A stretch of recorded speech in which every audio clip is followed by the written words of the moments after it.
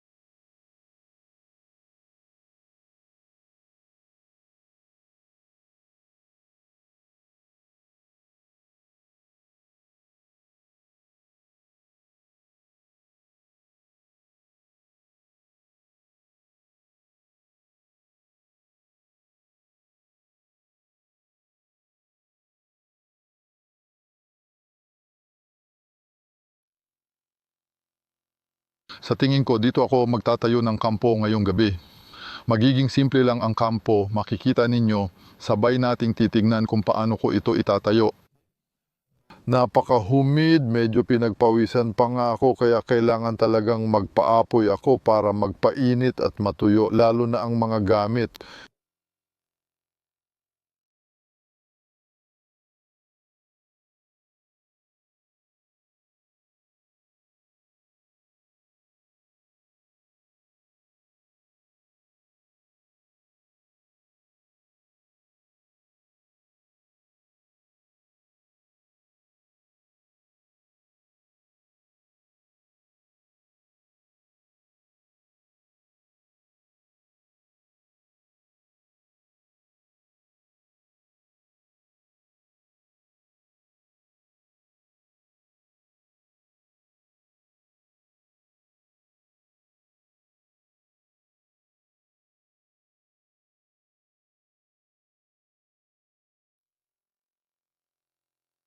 Sa ganitong klima, magiging napakahalaga nito.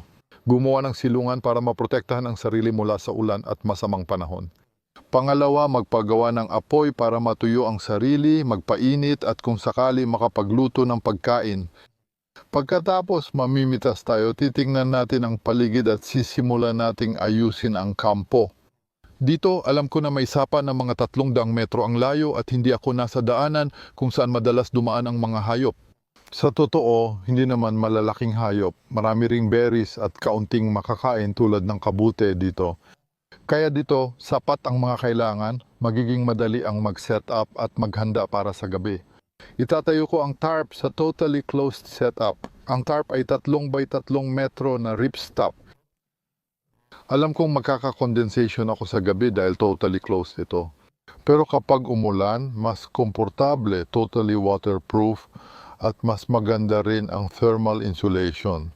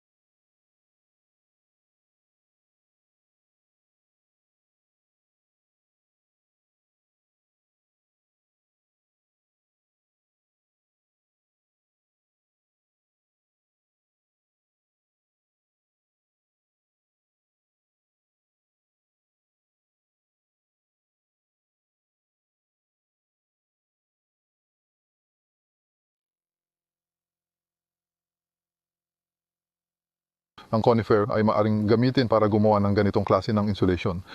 Dito, ito ay pino. Mas mainam na putulin ang mga mababang sanga, hindi magdurusa ang conifer dito. At siguraduhin na maayos na itusok sa lupa ang mga pinakamahalagang sanga para mas komportable ito. Pangalawang prioridad ngayon, ang apoy.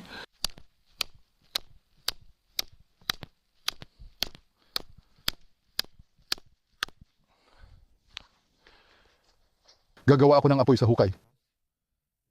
At marahil ang pinakamahirap ay ang makahanap ng tuyong kahoy para sa pagsisimula. Pero sa wakas, may ilang patay na kahoy na nakatayo na kapag pinukpok ay dapat sapat na.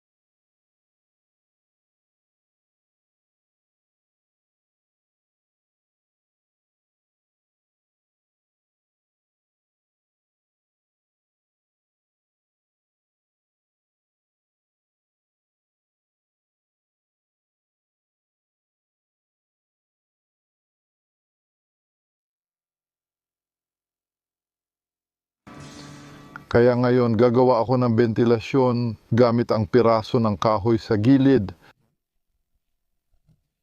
Ang kumpolta kami ito ay mag-aagmay ko kung gusto kong patayin agad ang apoy. Siyempre, gamit ang parisukat na ito na itinabi ko, pwede ko itong ilagay sa ibabaw at patayin ang apoy ng napakadali. Baka bukas ng umaga o mamayang gabi, gagawa ako ng ventilasyon ng direkta ng ganito. At ayan na. Palalakihin ko pa ito ng kaunti pa rin. Pwede tayong gumawa ng ilang mga butas kung gusto natin ng mas maraming oxygen. Naabot hanggang gitna ng paa.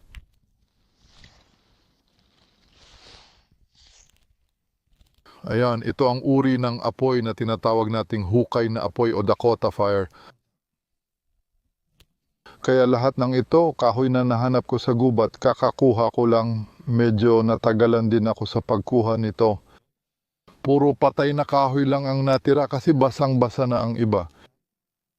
Pero may ilan na sa loob ay tuyo. Oh, ito, tuyo ito. Kaya puputulin ko ito ng maliliit na piraso, sisindihan ko ang apoy at pagkatapos kukuha pa ako ng iba para mapanatili ko itong naglalagablab. Kaya gumawa ako ng maliit na hukay. Ngayon dahil, alam mo, nag-almusal ako kaninang umaga, nag-agahan ako kung tutuusin. At kaya, hindi naman ako masyadong gutom. Gagawa ako ng sopas, medyo simple lang ito.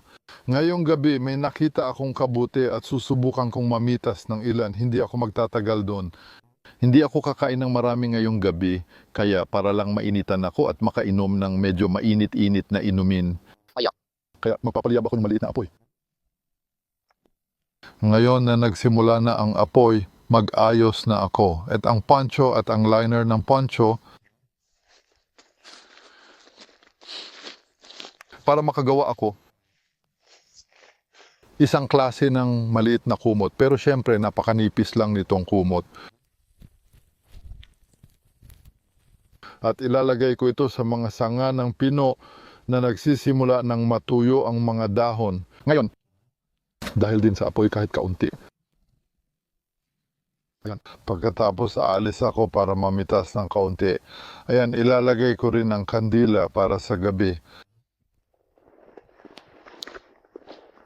At tara na.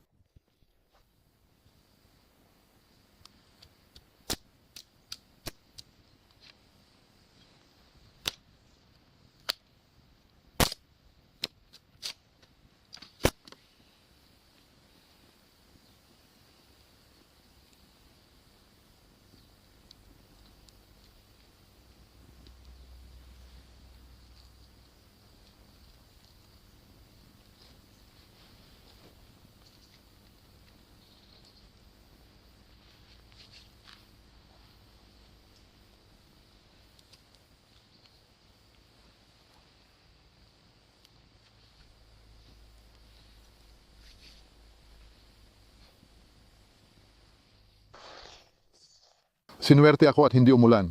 Dahil doon tuyo na tuyo ang poncho at dito inilabas ko ang liner ng poncho na talagang pinapahalagahan sa hukbong Amerikano. Dahil sa totoo lang, isa ito. Ito ay parisukat na telang maraming gamit. Gagamitin ko ito ngayon. Isabit sa poncho at dahil doon magsisilbi itong dalawang sleeping bag para sa akin. Kaya magaan pero sleeping bag pa rin. Kaya 4:30 na ng hapon kakatapos ko lang mag-setup ng buong kampo. Ang kailangan ko na lang gawin ay isara ng mahigpit, sabihin na nating ang tarp. Naabot ba halos doon? Naayos ko na ang higaan.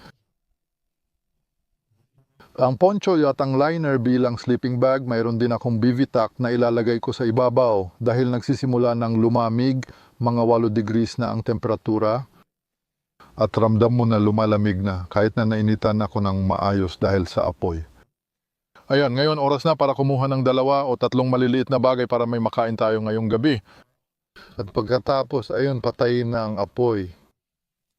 Ngayon, 10 metro na lang ako mula sa trapal. At nakikita ko na sa mga punong ito ay may lumot, kaya ito ay karaniwang lumot lang.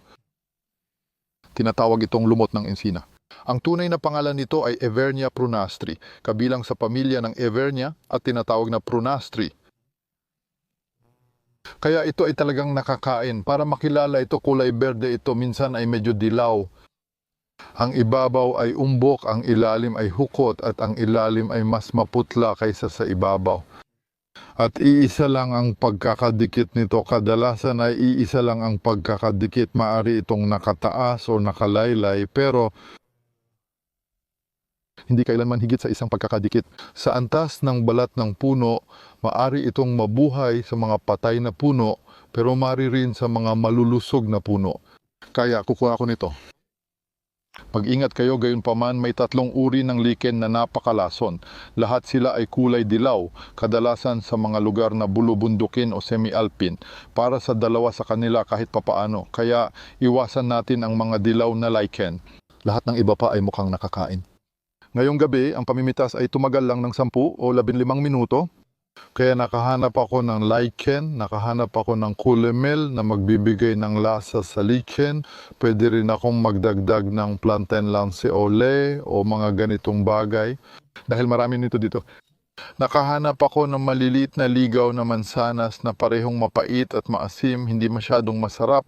Maganda sanang lutuin ito ng dahan-dahan, magiging kompote sana, mas masarap siguro sa tingin ko, pero kakainin ko na lang ito ng hilaw. Kaya nagpakulo ako ng tubig. At ngayong gabi, simple lang ang hapunan. Bukas, susubukan kong makakuha ng mas maraming calories.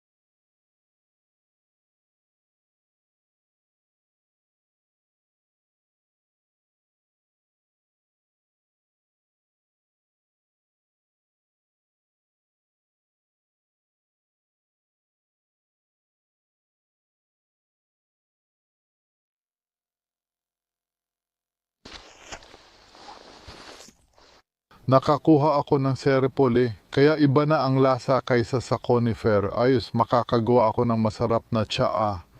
Pakinggan nyo, binabati ko kayo ng magandang kain. Natikman ko na.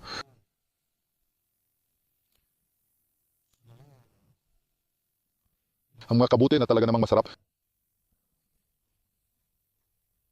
Ang kolemele ay maganda.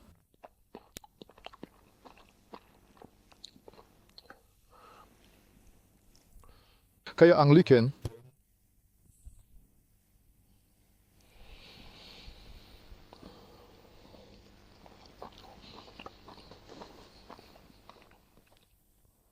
kasama ang kolemel,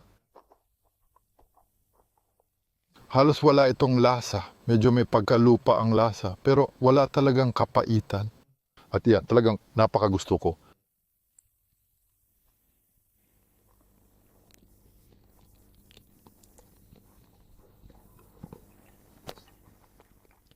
Nakakagaan ng pakiramdam ang konting mainit na pagkain.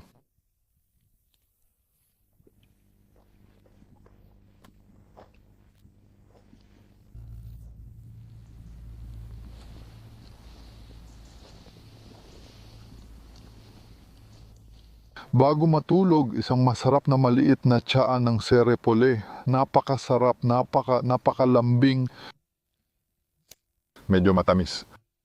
At sa tingin ko bukas kukuha ulit ako nito. Para may baon ako habang naglalakad. Ngayon ay alas 7:30 ng umaga, kaya maaga akong nagising. Sa totoo lang, mga alas 6:30 natulog akong nakasuot pa ng damit. Hindi ko nga nagamit ang BVTAC. Ang BVTAC, paalala ko lang, ay parang survival blanket na nagiging parang sleeping bag. Hindi ko na kinailangan yun dahil halos zero na ang temperatura. Sa parte ng tarp na nakabukas, ayun, may yelo pa rin. Kaya ayun, hindi naman talaga bumaba ng sobra. Sige, wala namang naging problema sa loob. Magpapagawa ako ng maliit na apoy, gagawa ako ng tsaa ngayong umaga.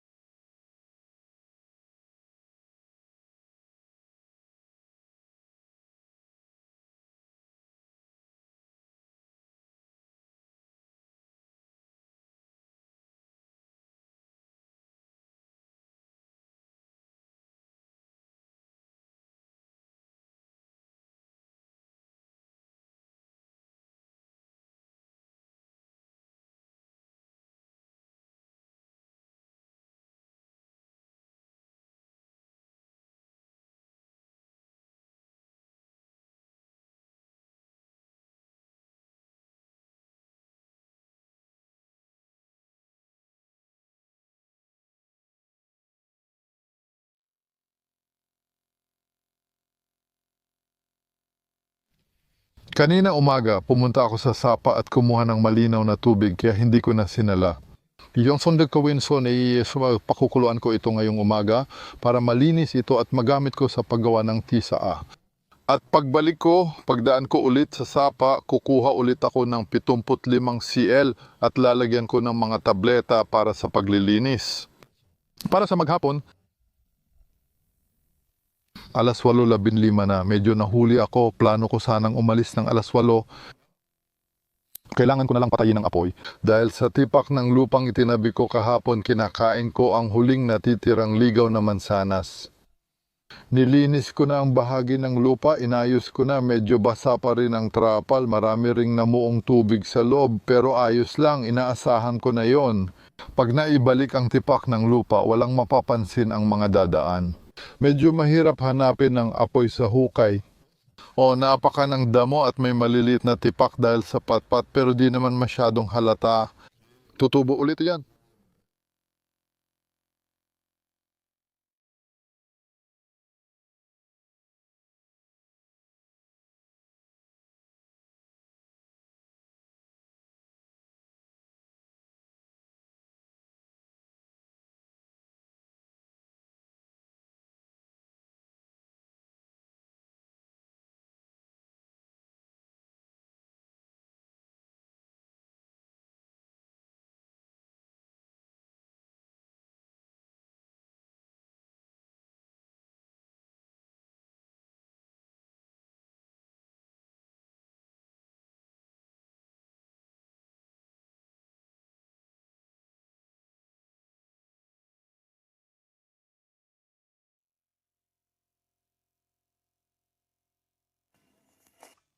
Ngayon ang talakayin ko ang isang paksa na hiningi sa akin na talakayin. Ito ay tungkol sa pagkain ng mga glandula ng ensina.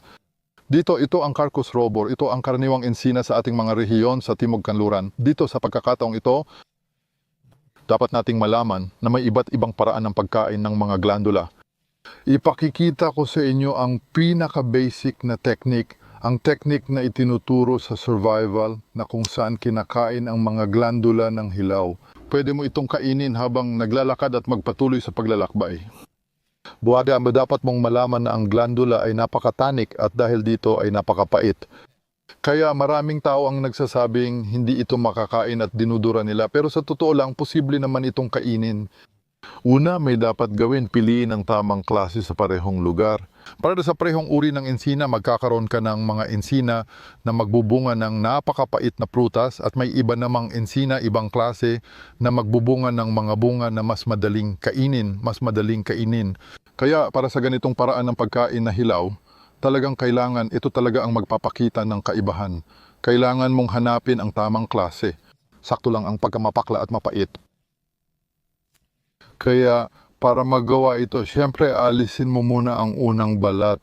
Pwede mo ring alisin ang manipis na balat na nandoon.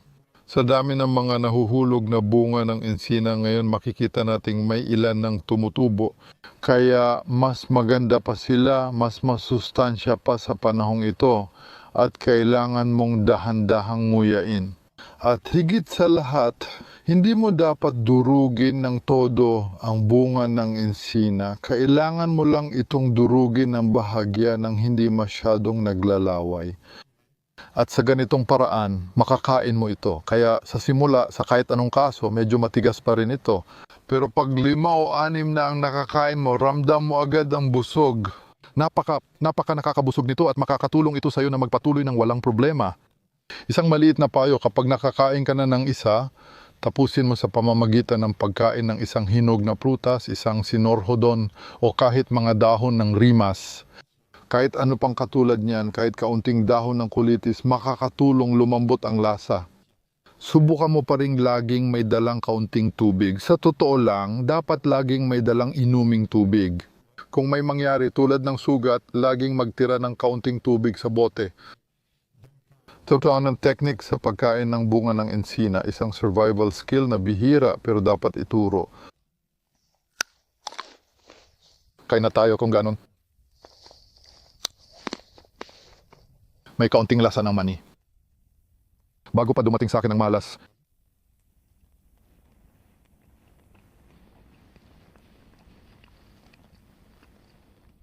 dinudurog ko lang, hindi ko nginunguyan ng buo.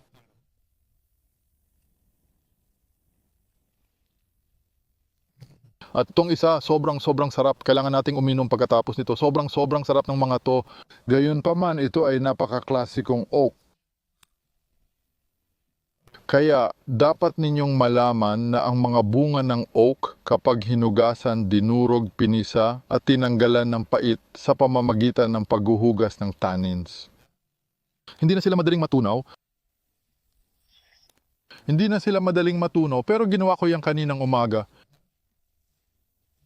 Diyan, masasabi ko sa inyo na napakaganda ng paksang ito. At kukuha pa ako nito. Magdadala ako ng marami para maituloy ang lakad at makain pa ito.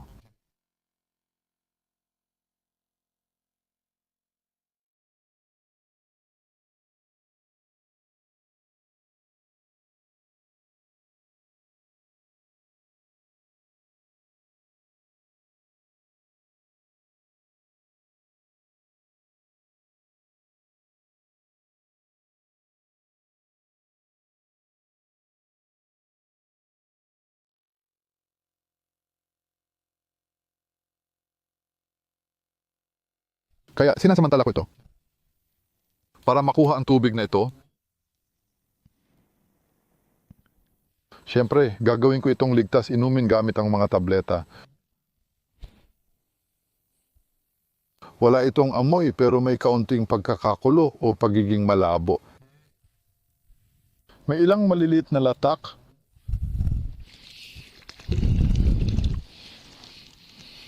Mga latak ng halaman kasi nasa gitna tayo ng gubat.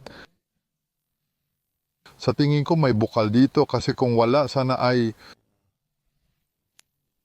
mag-aamoy panis ito kung walang bukal.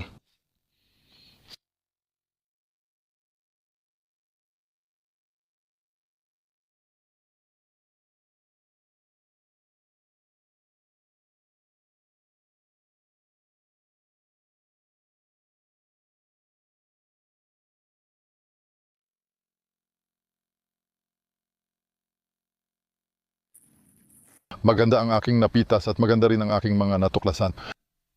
Marami akong magagandang kabuti dito, may katalan at kastanyas din. Kaya plano ko nang umuwi dahil sapat na ang nawalang oras. Alas 10:08 na ngayon kaya kailangan ko nang maglakad. Mas gusto kong kumain ng bunga ng ensina at kastanyas habang naglalakad para matapos ko ang programa. Sa kabilang banda, hihiwain ko yung mga kabuti, ilalagay ko sila sa mga supot na lagi kong dala, yung maliliit na supot para sa pagyeyelo at kakainin ko sila sa ibang araw. Hindi kasama sa labas. Ayan, kaya sisimulan ko na ang paghiwa. Mga kabuti. At pagkatapos, sisimulan ko ulit ang paglalakad.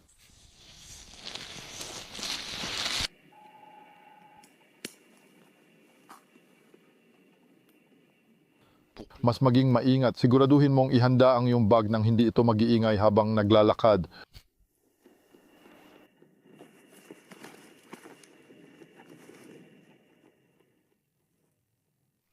Para sa mga hindi pa kumbinsido sa kahalagahan ng paghahanda kahit anong uri pa ito, pakinggan ninyo ang sinasabi ng komunidad ng siyensya. Pag-aralan ninyo ang mga ulat tungkol sa paglabas ng methane, pagkalbo ng kagubatan, at pag-asim ng mga karagatan. Napatunayan na ng agham ang malapit na pagputol ng sistema. Kaya gawin ninyo yung tulad ng ginagawa ko. Manatiling positibo.